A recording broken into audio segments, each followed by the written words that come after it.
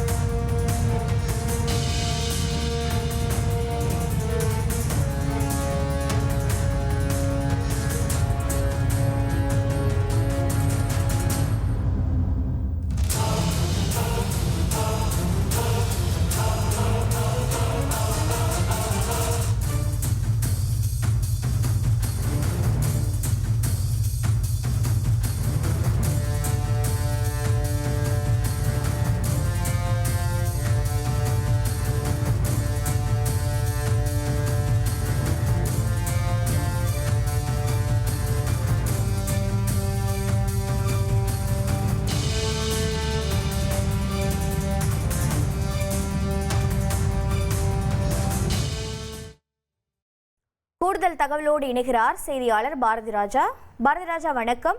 தற்போது இந்த நகைக்கடையில் எவ்வளவு மதிப்பிலான பொருட்கள் கொள்ளையடிக்கப்பட்டிருக்கிறது, என்ன நடவடிக்கை மேற்கொள்ளப்பட்டிருக்கிறது? இந்த இருவரும் டெலிவரி ஊழியர்கள் போல் உடை அணிந்து வந்தவர்களா, இல்லை கொள்ளையர்களா, என்ன விவரம்? கண்டிப்பாக இந்த சம்பவத்தை பார்த்தால், இந்த காட்சிகளை பார்த்தாலே நாம் புரிந்து கொள்ள முடியும். இவர்கள் திட்டமிட்டு இந்த கொள்ளை சம்பவத்தை அரங்கேற்றிருக்கிறார்கள்.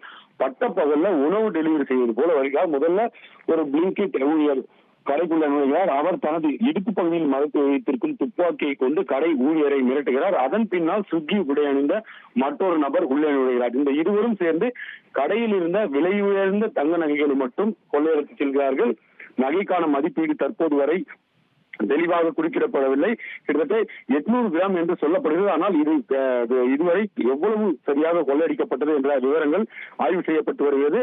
இந்த சம்பவத்தில் நீங்க யோசிக்கணும், கொள்ளையர்கள் புது புது விதமான யோசனைகளை கையாள்கிறார்கள். பட்ட பகல்ல ஒரு உணவு டெலிவரி பாய் என்றால் இந்த காலகட்டத்தில் யாருமே சந்தேகப்பட மாட்டாங்க.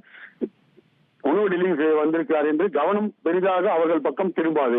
சோ எனவே அந்த வகையில அவர்கள் உடையணிந்து வந்து இந்த கொள்ளை சம்பவத்தை அரங்கேற்றி இருக்கிறார்கள். இது தொடர்பாக போலீசார் தற்போது வழக்கு பதிவு செய்திருக்கிறார்கள். அவர்கள் இருவருமே 2 இருசக்கர வாகனங்கள் தனித்தனியே வந்ததாக சொல்லப்படுகிறது.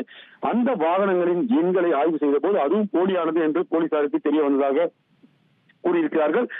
மேலும் தொடர்ந்து அந்த சிசிடிவி காட்சிகள், அந்த கடையில் இருந்த சிசிடிவி காட்சிகள் மற்றும் அந்த சுற்றுவட்டார பகுதியில் உள்ள சிசிடிவி காட்சிகளை ஆய்வு செய்து கொள்ளையர்களை பிடிக்கும் நடவடிக்கையில போலீசார் தீவிரம் காட்டி வருகிறார்கள்.